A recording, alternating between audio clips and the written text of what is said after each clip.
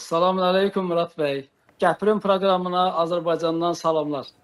Özbekistan'dan da Azerbaycan'a çok sevgi ve saygı dolu salamlarımız. Aleyküm selam. Öncelik şunu sormak istiyorum efendim. Siz kaç yıldır muam ifa ediyorsunuz ve Özbek ve Azerbaycan muamları arasında ne kadar benzerlikler var? Onu sormak istiyorum şu an. 45 ildir ki muğam ifaçısıyam. Azərbaycan muğamlarını ifa edirəm və ustadlarımızdan bizə miras qalıb və biz də bu günləri bunu biz gənclərə öyrədirik. Eyni zamanda Yulduz Turdiyeva Özbəkistanın çox önəmli bir sənətkarı, əməkdar artist. Həm də həm də mən ustadıyam. Siz Yıldız Hanım'la Hazar TV'de bir programda çıkmıştınız ve orada bir muam ifa etmiştiniz birlikte. Biz Yani orada hazırlıksız deməli- olmuştu. Doğru. Orada biz deməli Segah muğamın, Azərbaycanın o ən belə populyar muğamı Segah muğamından bir parça oxuduq və arxasınca da çox belə populyar olan Qarabağımıza həsr olunmuş Qarabağ şikəstəsini oxuduq. Yayda Qarabağ seyrinə çıxsa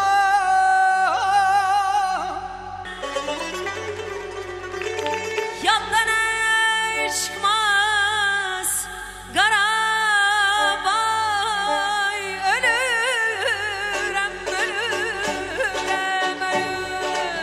Azerbaycan'da gençler nasıl karşılıyor muamları? 25 il falan bundan öncə bir ara belə muğama qarşı gənclərdə çox belə maraq az idi yəni. Amma sonra bizim Heydər Fondu Mehriban xanım Əliyevanın rəhbərliyi ilə o muğamlarımıza çox böyük dəstək verdi.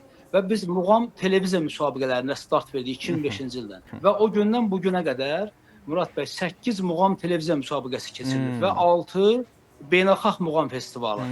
Və onun nəticəsində bu gün Azərbaycanda muğama çox böyük ilgi var. Gənclər arasında çox böyük həvəs var. 3 ay yarım ərzində dövlət televiziyamızın canlı efiri ilə bütün dünyaya yayımlanır bu. Və artıq orada o muğam ifaçılar tanınırlar, yəni bir populyarlaşırlar.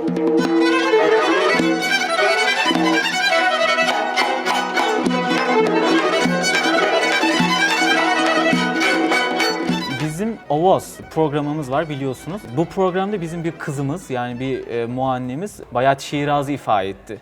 Gördünüz mü onu? Evet, mən onu duydum. Çox gözəl ifa elədi. Evet, mənim çox xoşuma getdi. Çox səsi də çox belə gözəl səsli, çox möhtəşəmdir. Eman aman, eman aman.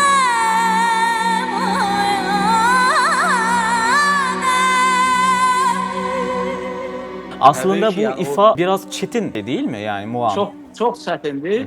Amma o qızımız, Özbək qızımız çox gözəl ifa eləmişdi. Yəni burada Azərbaycanda hər kəs onu bəyənmişdi onun ifasını. Hər kəsin xoşu gəlmişdi. Özbəkistan və Azərbaycan eyni millətdir. Biz Türk qollarıyıq, Aynen təbii öyle. ki, Türk milləti. Ona görə də mən düşünürəm ki, biz nə qədər yaxın olsaq, o qədər biz birgə musiqimizlə, mədəniyyətimizlə təbii ki, inkişaf edəcəyik. Dağlarda duman gözəldir, qaşların kaman gözəldir. Dağlarda duman güzeldir, kaşların kaman güzeldir. Üstünə heç bir söz olmaz, gözlərin yaman gözəldir. Hüsnüne hiçbir söz olmaz, gözlerin yaman güzeldir. Və mən buradan fürsətdən istifadə edirəm Murat bəy, bütün Özbəkistanlı qardaşlarımıza, bacılarımıza, hamısına can sağlığı arzulayıram, sülh arzulayıram, əmin-amanlıq arzulayıram. Bir daha Ramazan ayını təbrik edirəm. Hər kəsə uğurlu, xeyirli olsun. Xoş Ramazanlar arzulayıram bütün Özbək qardaş xalqımıza. Biz de buradan çok sevgi ve saygı dolu selamlarımızı gönderiyoruz Özbekistan'dan. Can Azerbaycan, sağ olun, görüşmek üzere.